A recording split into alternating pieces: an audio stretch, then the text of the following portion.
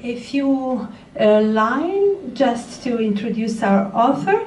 Luca Badetti earned his Bachelor of Arts degree in Theology and Communication Arts from the Franciscan University in, am I right? Yes, yes, of Steubenville in Ohio, and the Master of Science in Clinical Psychology from the Institute of Psychological Science, Arlington, Virginia, and a PhD in Disability Studies from the University of Illinois at Chicago. He has been a postgraduate fellow in psychoanalysis.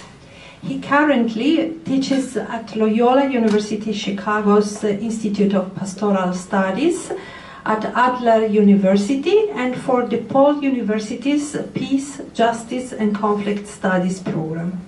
He has been involved with large communities internationally, in France, in Italy, and in the US, including as Director of Community Life at Large Chicago. I'm sure that Luca will explain better than I could do what Large is and does.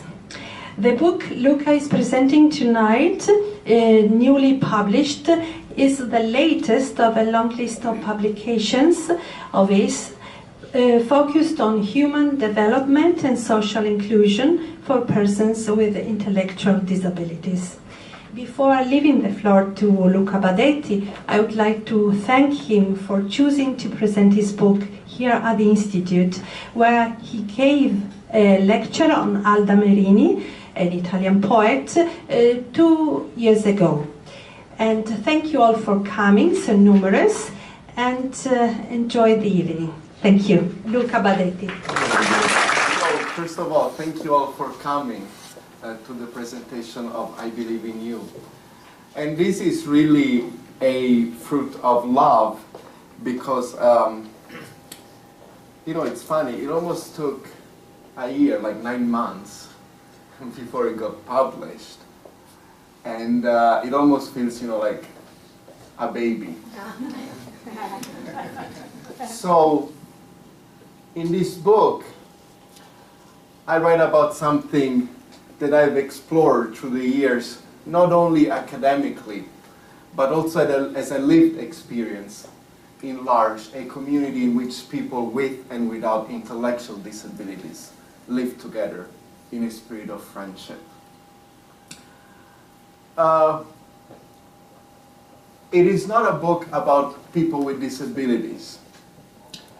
In other words, people with disabilities are in it, but it's a book about being human, and we're all human. However our abilities or disabilities are, plus we know how disability is one of the most flexible identities. We all can be disabled at some point in our lives, whether it's as we age or as we grow, etc. So the disability term is a tricky one. What does it actually mean? So the title of the book comes from an actual experience that I had. One evening I was sitting down at a gathering, at an evening gathering, and a friend of mine was sitting next to me. Her name is Jennifer. Jennifer is a very cheerful woman, very gregarious, and also a very spiritual lady. So I was sitting next to her and I was feeling a little low that evening. And so I was thinking a bit about my life, about God, about God's existence, all these thoughts. So I turned toward Jennifer to look for a word of wisdom, knowing of her deep spirituality. So I turned and I looked at her and I said, you know, I believe in God, but as soon as I finished saying but, she looked at me straight in the eyes and she told me, I believe in you. I believe in you. She repeated twice. Here I am trying to think about high things, and she's saying to me very clearly how she believed in me. And it's interesting because when she said that, you know, usually her tone is very jovial, but she was so serious and focused as she said that. A few moments after, you know, she would leave and, you know, other people were doing other things, so she went back to her things.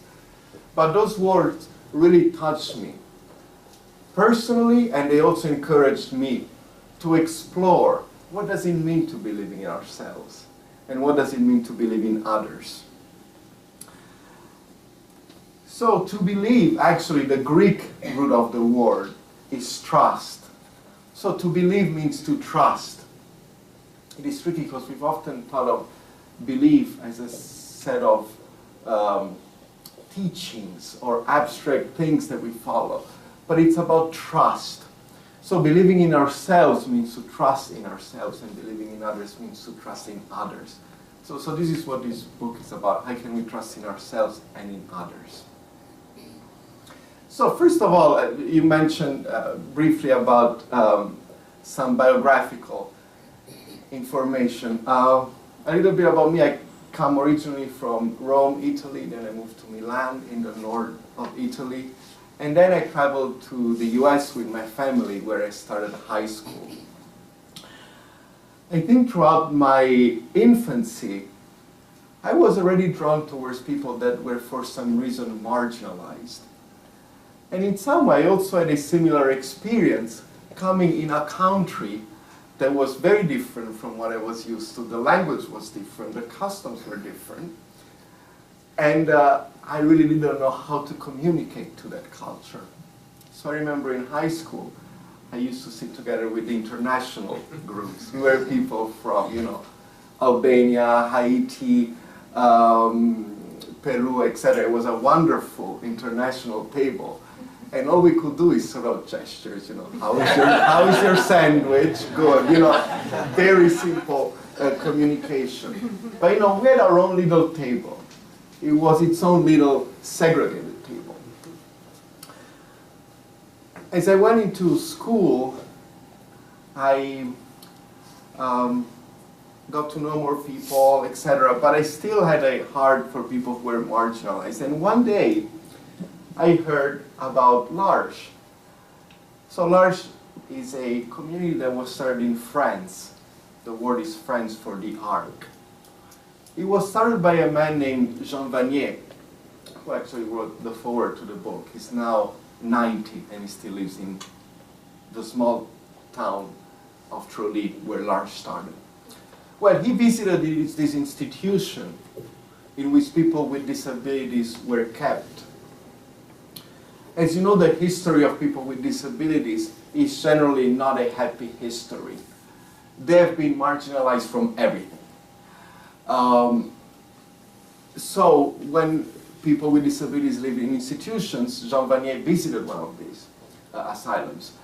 And he saw a lot of people there that basically had a very basic human need: to have friends, to relate to people, and not to be locked away from society. So Jean was touched by this need. Not just because it came from them, but because he also had that same human need. So he invited two of the people there, Raphael and Philippe, to start living together in a small home. Together they shared meals, went on outings, they prayed together. The foundations of L'Arche are in the Christian tradition. But people started to begin to be interested in this new model of intentional living with people with intellectual disabilities. And they took L'Arche all over the world. So L'Arche started spreading in Canada, where it became ecumenical, meaning Catholic and Protestants living together. It started growing in India, where it became interreligious, meaning Hindus, Muslims, and Christians living together. And L'Arche is now all over the world, and people who have or who don't have a specific faith affiliation are welcomed. The spirituality of unity is lived as we live humanly together, because the divine is very much in our own nature. So when I first joined L'Arche, which was on the East Coast, I was drawn by the simple way of life with people with disabilities. And it was interesting because I was coming from an academic background where intellectual ability is so emphasized. In living with people with intellectual disabilities, and when I say intellectual disabilities, you know, it covers a wide variety of disabilities. It can range from, you know, Down syndrome, autism, etc. And people with great intellectual abilities also can have a great ability to hide behind thoughts. While in living with people with intellectual disabilities, there was much less hiding behind ideas. It was a way of living that was closer to the heart. When we speak about the heart, we don't just speak about sentimentality, right? We speak about the center of the human person, where all our faculties converge. Not just the intellect, but our emotional quality, our physical qualities, our spiritual qualities. And in living with people with disabilities, I felt that I was living with people who were very much in touch with the heart. And by entering into relationship with them, I learned a great deal about what can help us to believe, to trust our own humanity and that of others. One of the things that I learned from a friend who has an intellectual disability, who often uses masks when she goes out. Her name is Karen, and just so you know, the names in the book and some of the information has been changed just for privacy issues. But Karen is a very caring lady who has lived in institutions for a long part of her life. And those were not happy times. And we leave it at that. Now she lives in L'Arche, and she often goes out wearing a lion mask. When she was in the institution, she had to learn to defend herself. Sometimes she would even bite people. So sometimes she wears this lion mask. And as I see her with the lion mask, I think, you know, how odd this lion mask can look for many people. But then I think, how many masks do we wear when we go out? Our parents might have loved us, or they might have mistreated us. Our teachers, our friends, church leaders, whatever. They may have affirmed, or they might have mistreated us. So in life we learn to put on masks. They may not look like a lion, but they're defense mechanisms. There are ways in which we like to present ourselves that are not the whole story of who we are.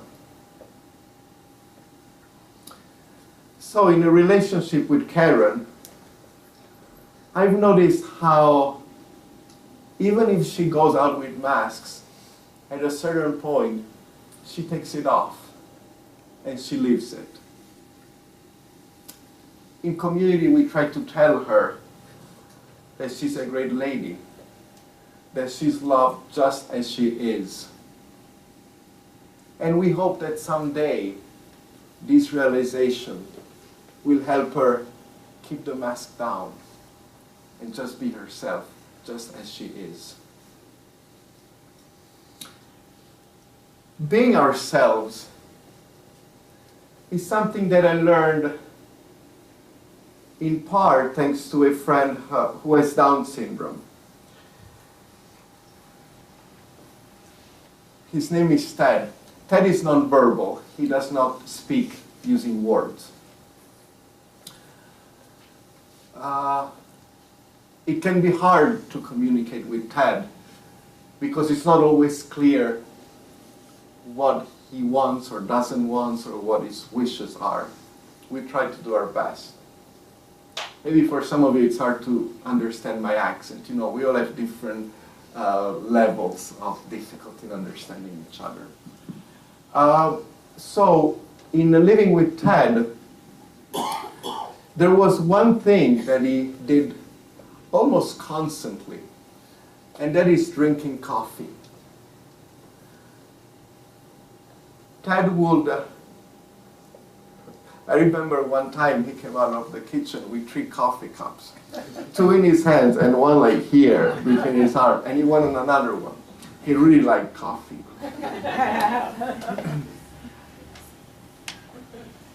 Ted had an incredible ability to just be. He didn't need to do anything. He didn't need to be entertained. He wanted to simply be, usually on his rocking chair and with a coffee cup in his hand. And it's tricky to speak of just being in a culture that emphasizes productivity, work. Think about language. I find it interesting how often people here might say, you know, if you're eating at a restaurant, are you still working on it? As if food is a job. Food is a delight. Relationship, investing in a relationship. That's another monetary, economic term. Relationships is not about that. Spending time. It's like money. There is a value, there is a productivity to it. That's why in arts we speak of sharing time. There is a more human level to that. I don't need to be paid back, you know. Well, Ted has this ability to simply be. Today we speak a lot about, it's interesting because there is a resurgence of the practices of meditation, of awareness, yoga, etc. These are all wonderful things that are happening as people try to simply be outside of the hectic day-to-day life and to reconnect also with their bodies. And when I speak about living out our bodies, I think about another friend who has Down syndrome. Lucia. Lucia is also nonverbal. She also has Down syndrome. And Lucia often, she usually sits on the couch and rocks back and forth. Sometimes she doesn't want people close to her. We might understand that, right? How we sometimes want to be with people and other times we want to be by ourselves. But when someone sits next to Lucia, she usually gets their hand and just stays like that, holding their hand. In the silence or watching TV or listening to music. Sometimes if she's upset, she grabs people's scarf or jacket. It can be hard to see what she wants to say, but she communicates through her body. And there is something about speaking through the body that it's easy to lose, especially in a more virtual-based reality that is closer to our thoughts, our perceptions, but more distant from the body. In the Christian tradition, there is the beautiful image of God becoming man, of becoming a human being. In other words, God is not just out there, but comes down to meet us in the flesh. So with people like Lucia and Ted, I've learned not only the importance of remaining close to the body, but also of just being. In the great tradition of Judaism, just being, you know, when people speak of the Sabbath, the day of rest, also in Christianity we see that. In the Italian culture there is a beautiful little idea or term, it's il dolce far niente, the sweet doing nothing. Some people call it leisure. And leisure is not just the privilege of the few. This is really important. Joseph Piper, he was a great philosopher who wrote a book in Germany during after World War II, during the reconstruction of Germany. He wrote a book called Leisure, the Basis of Culture. In other words, if you rebuild a society, a city, what values do you build it around? And leisure, meaning the idea that humanity is more than productivity, is more than just doing, should be a center value around which cultures revolve. Something else that I learned from living in community with people with intellectual disabilities is to embrace our abilities and inabilities. And this is also a bit countercultural, you know, when we think of CVs and putting on our best selves, you know, we always want to highlight the things that we can do and that we can do well. But in living in community, day after day, you realize that people have great gifts and they also have great inabilities. Our ability is our capacity to do something, and our inability is our incapacity to do it. Of course, our ability pushes us to develop our gifts and our talents. And yet there is something strikingly beautiful about not being able to do things. Because when we are in touch with our inabilities, we can build community. Now one spoke of a community as a fellowship of the weak. What does it mean? If I cannot do something, or if I need something that I don't have, I can ask you. We can come together. I cannot do this, can you help me? I cannot cope with this, can you be close to me? If we develop our abilities, it's great. The danger is if we over-individualize this, right? Then we can separate ourselves. I think of a friend who I have met in community, Albert, who has a great ability to develop friendships, to be friendly with people. He also has his own inabilities. For example, he has a hard time expressing himself in a way that he might want to express himself because of his speech impediment. And you know, I once gave a talk about embracing our inabilities. And I realized how easier it was to think about other people's inabilities rather than mine. So the one I mentioned was that I had a lack of coordination in dancing or playing soccer, and I forgot, which is true.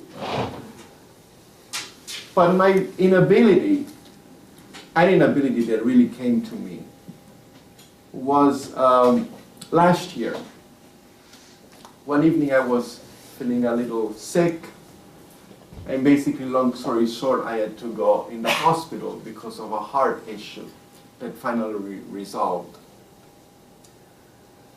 It was a very vulnerable and delicate, you can imagine, situation, and I stayed in the hospital for a few days.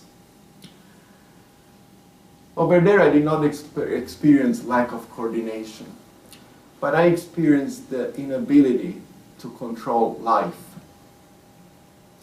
I didn't know if I was going to be alive the next day.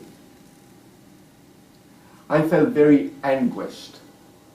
And anguish is not just anxiety, right? Anguish is something more deep. Good thing there was a community of friends that came to visit me and support me, and family, etc. I touched firsthand the power, the difficulty of inability, and the power of coming together in the midst of it. Sometimes Jennifer has an inability to control her thoughts. I was saying before, Jennifer is a very gregarious woman. But sometimes she has a lot of thoughts. You might even call them voices. Thoughts that speak bad things to her. Sometimes she cries, she screams, she wants those thoughts to go away. But within that, she also has an ability to come back to her center. Usually, she creates artwork, and she creates peaceful symbols. Cups, coffee cups, peace signs, stars. Sometimes she colors mandalas. And she goes to her inner place where she can find more peace. Henry Nouwen speaks, who was a chaplain in a large community in Canada, who wrote many books, speaks of our inner center as the place in which we can hear the first love, God's love, which is an unconditional love, meaning that no matter what, we are deeply and profoundly loved.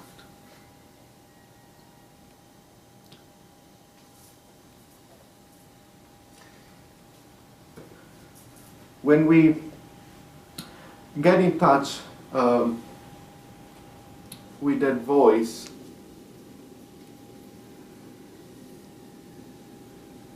we get in touch with our true nature, with our center, which is love. Love towards self and love towards others. And in today's world, to speak about loving others can seem just some nice words. We see a lot of separation. We see a lot of marginalization. Sometimes it happens within our families. Sometimes it happens in our group of friends. It happens in our cities, in our countries, in our world.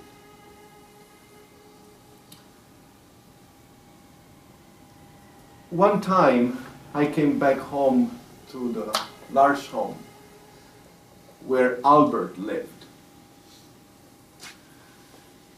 I had gone on a vacation, and as soon as I came back home, I put my bag down. He came to me, gave me a hug, and asked me, "Did you miss me?" Did I miss him while I was gone?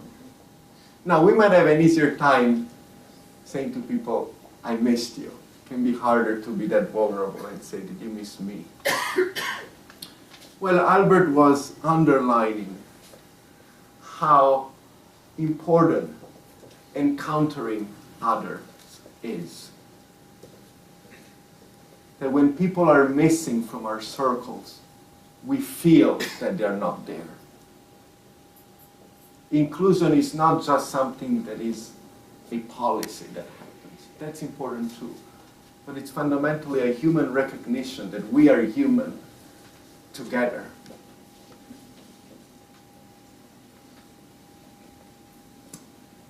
The Jewish philosopher Martin Buber speaks of encountering others as I and thou, me and you, rather than an I and it. What does it mean? We can often meet people according to a list of who they are, Oh, you're Jewish, Catholic, Muslim, atheist, straight, gay, man, female, whatever, etc.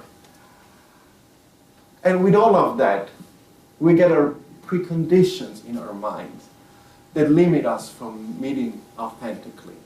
We meet the other as an it, as an object that fits in our minds. But encounter happens when we meet the other as a thou, as a person, as a mystery. Often, if you think about it, people with disabilities have been approached as objects, if they've been approached. It's like, oh, people with disabilities are like this way or speak that way. And it's like, no, we're all mysteries. If you want to know people with disabilities, well, then you have to encounter each person, because each person is different. As we encounter each other, one of the things that I learned in community that is very important is celebrating one another. Community, once a month, we celebrate community anniversaries. We go around in a circle and we affirm people, telling them what gifts we see in them. And there is a friend who has an intellectual disability, David, who, you know, when I come in the door, he's usually already sitting at the dinner table, because people usually have dinner all together. As soon as I come in, he often jumps from the chair and comes and gives me a big hug. No questions asked. He doesn't do that just with me, but with other people. How can we meet people with unconditional love? No matter what they did, no matter how the day was, no matter where they come from, to embrace them and celebrate them.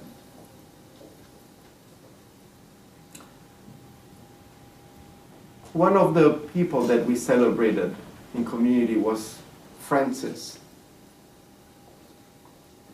Francis was a great artist, and first of all, he celebrated himself. He liked himself. And he also said that disability is a good thing. He said, that's how God made me. He affirmed others on social media. He used to post Facebook messages early in the morning, wishing people a good day and telling them that he was thinking about them. It's the little things that help us believe in ourselves and in the other. Trusting our preciousness and belovedness, freeing that as individuals and as a people. Thank you.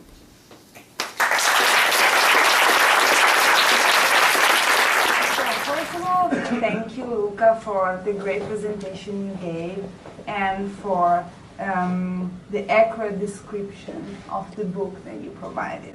One of the things I would like to mention before I ask him my questions is that this is part of a series of seminaries organized by the Chicago chapter of IRICERCA. We are a small chapter of a bigger association where we are trying to promote the Italian scientific community in Chicago and all around the world, but particularly we are the group of Chicago. And this is the work of all of our group in trying to, again, promote the work that Italian scientists and researchers do all around the world. In regards to my question, I really like the book.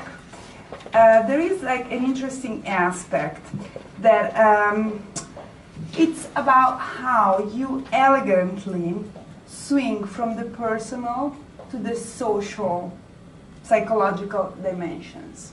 Specifically, the social dimension, whether it is the community or the interactions that we have with the others or with people with disability, becomes a mirror to better understand ourselves. So towards the end of the book, you quote Simone de Beauvoir, so let me read like this little paragraph. Simone de Beauvoir believed that our being humans our being human is more important than the peculiarity that distinguishes us.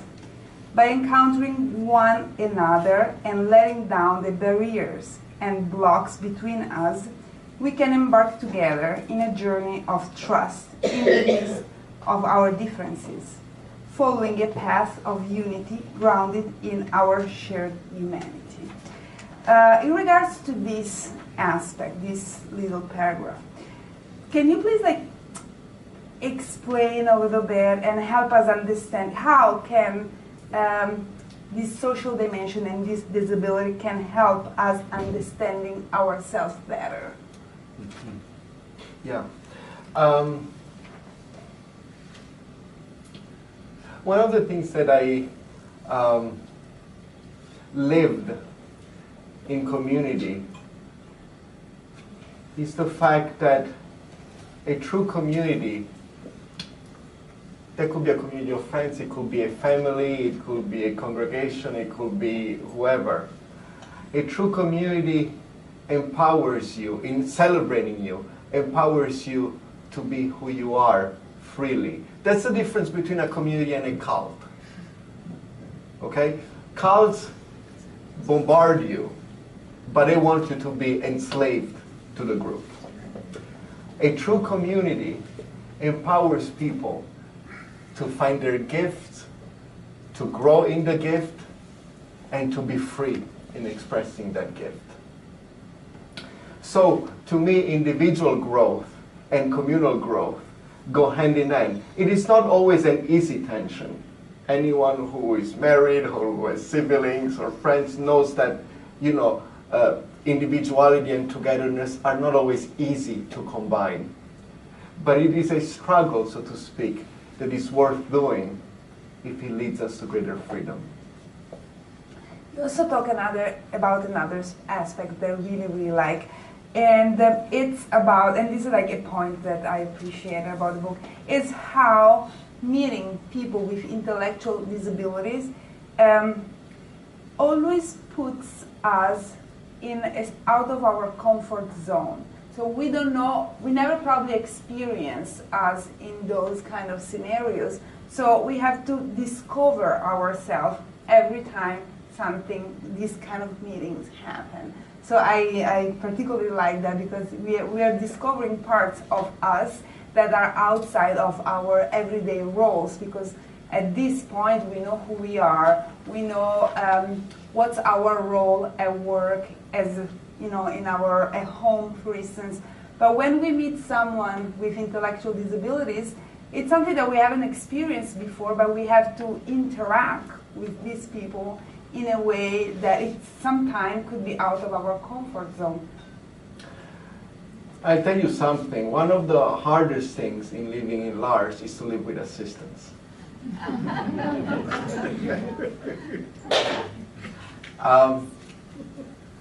Encountering anyone is different. Because I work with people with disabilities, but I often ask myself, where are they? Where are they? And so people are not used to interact maybe with people with intellectual disabilities. And research actually also shows that people who live in neighborhoods in which there are group homes, they don't quite know how to interact with them, so they kind of basically leave them on the side, even if they live within the community, so to speak. However, really, meeting people with intellectual disabilities is just meeting people. Some might speak louder, some lower, some might have a harder time comprehending something, but it's just being people.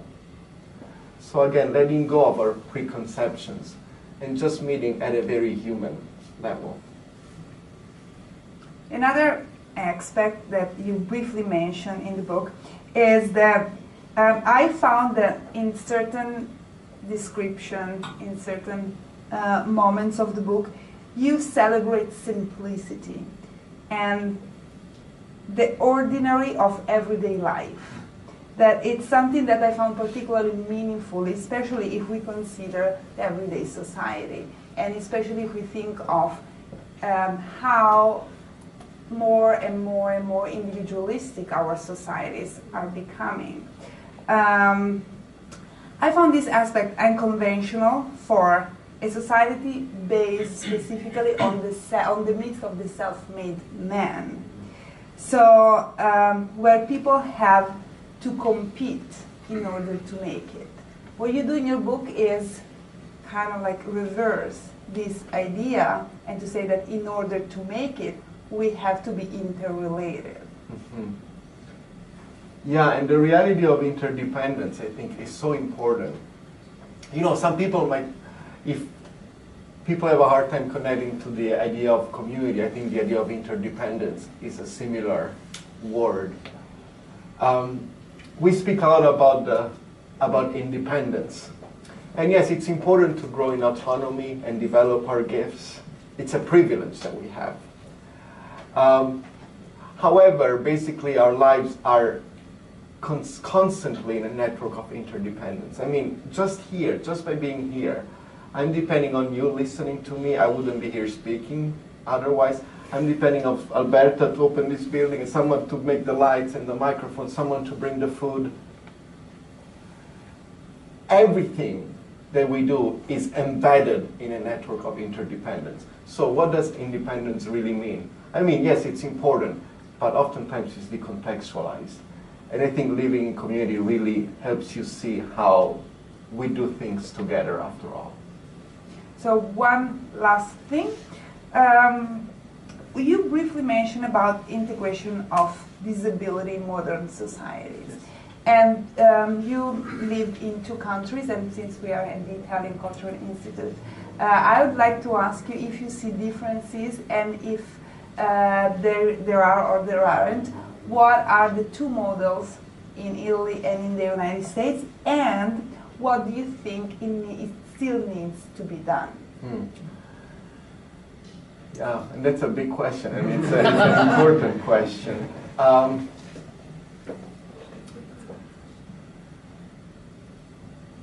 There has been an incredible movement in both countries, and not just these 2 countries really, to move from institutionalization to community living. In some ways, I mean, here in Chicago is one of the places where the Disability Pride parade started. It's once a year. What happens? People with disabilities who have often been told, oh, you're not worth a whole lot, etc., you know, your value is lower than others, etc., are coming out and saying, this is who I am. I'm proud to be disabled, and these are my rights. So there is a more positive spin that is happening towards people with disabilities. Not just from other people, but starting from the people with disabilities themselves, advocating for their own lives. So we see that, which is a very positive aspect. However, socially, the level of marginalization is still incredibly big. So at a policy level, there is a lot that needs to be done, but really at a personal level, to encounter people who are marginalized, who are different from us, and to grow by becoming community with them. I think it's one step forward. So I think we're open to questions from the public.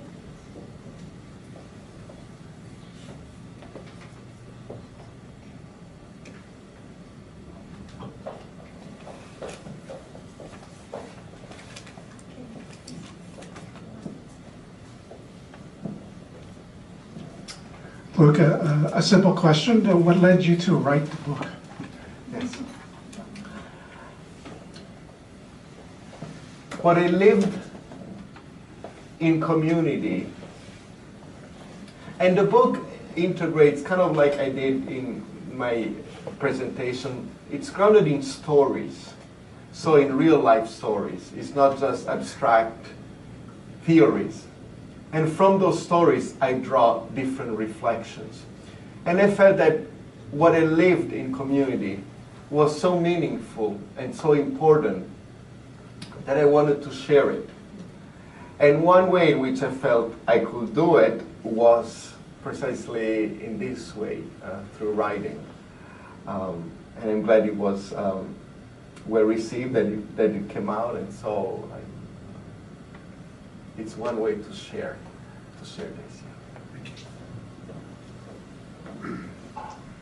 Hey Luca, I was wondering, did you speak to the people that you're describing in your book? Did you talk to them about your book, and what was their role in the book?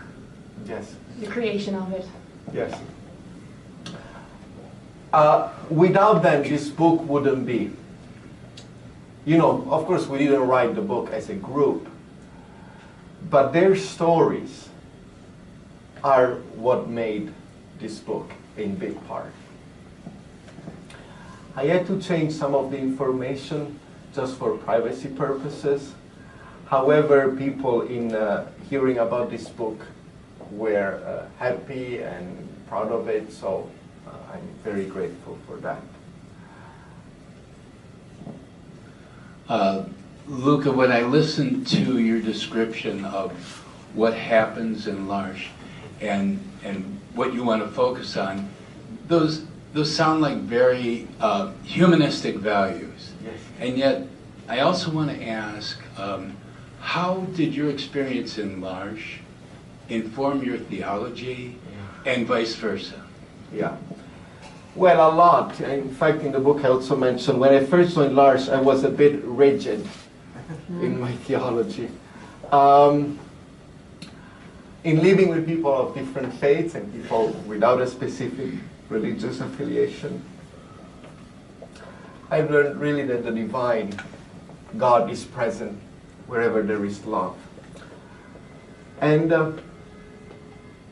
theology has often overemphasized on reason as that which makes us like God. Theology often has spoken about the imago Dei, the image of God present in human, as being represented by the capacity to reason, by the intellect. It says that the intellect makes us different than animals. The problem with that is that what about people who do not have very developed intellectual abilities, or people with profound disabilities? Well, I think they can lead us to become more human by following the value of the heart. So, how living in community with people with disabilities has informed my theology.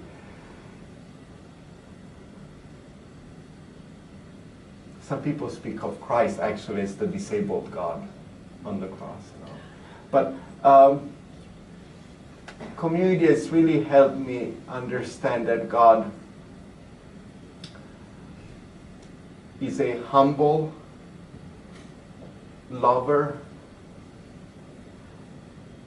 that has its primacy at the heart, that is always open, that is unconditional, that celebrates us, and that welcomes us as we are.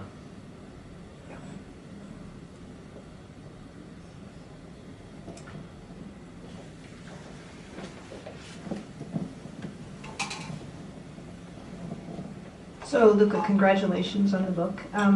It seems that especially maybe we'll take Illinois as an example, but it seems that in the area of disability supports and services in Illinois, we struggle with, there's the old model, which was community but in a negative way. So people live in large groups, they do the same things at the same time. It's not really community, it's just group doing, group living.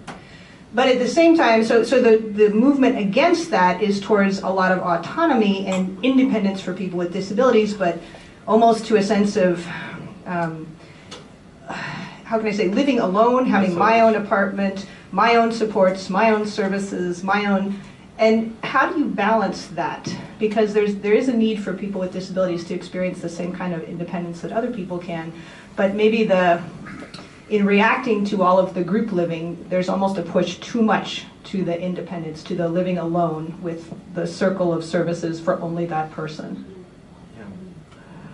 Yeah.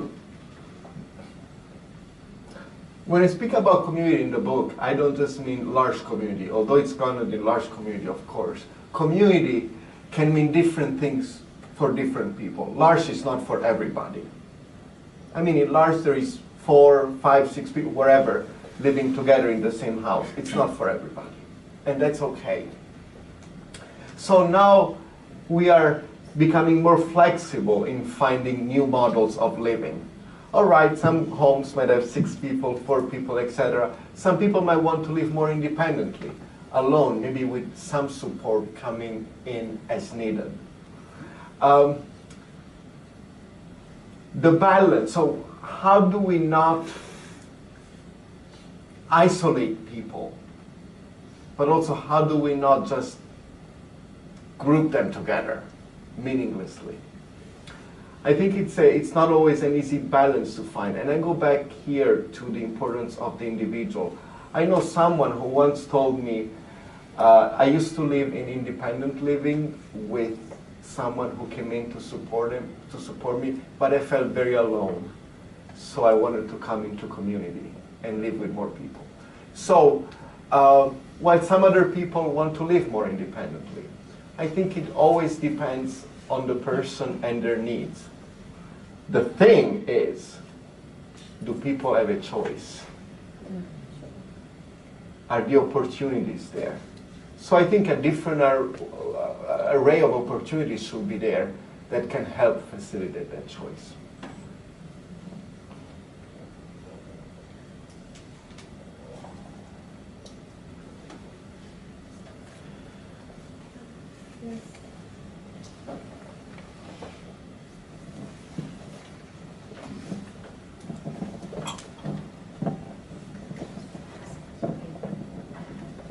You really did touch on this in the last question, but do you have a suggestion or a way that those of us who would want to experience the gifts that these intellectually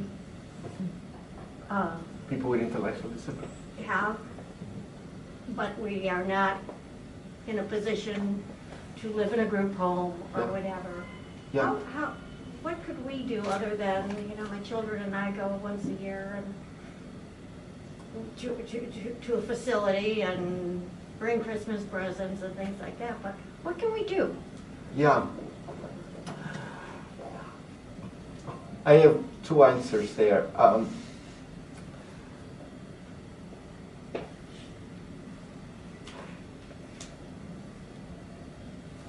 I think one important question to ask is who is at our margins. Sometimes it might not be people with disabilities.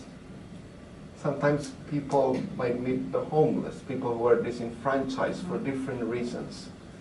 And so they're already crossing the bridge or letting walls come down. Of course, encountering people with disabilities is all important, and I would encourage all of you to meet people with disabilities. But it's not something legalistic. To me, it was a desire. Why do you meet people? Because you desire encountering them. But sometimes you do need to be made aware of where they are, because if you are not exposed to a variety of people, you don't even know that you can meet them. So, of course, we have a large community in Chicago on the west side where we meet once a month, and we have a gathering event. And I see some people here that participate in those gatherings and lead those gatherings. Luckily, today in schools, classrooms are more inclusive, so students are growing more exposed to the reality of disability. But I think you make a good point, just becoming aware of where in our own reality, because I don't have a general thing for all, where can we meet people with intellectual disabilities, and then make the first step as an encounter between human beings.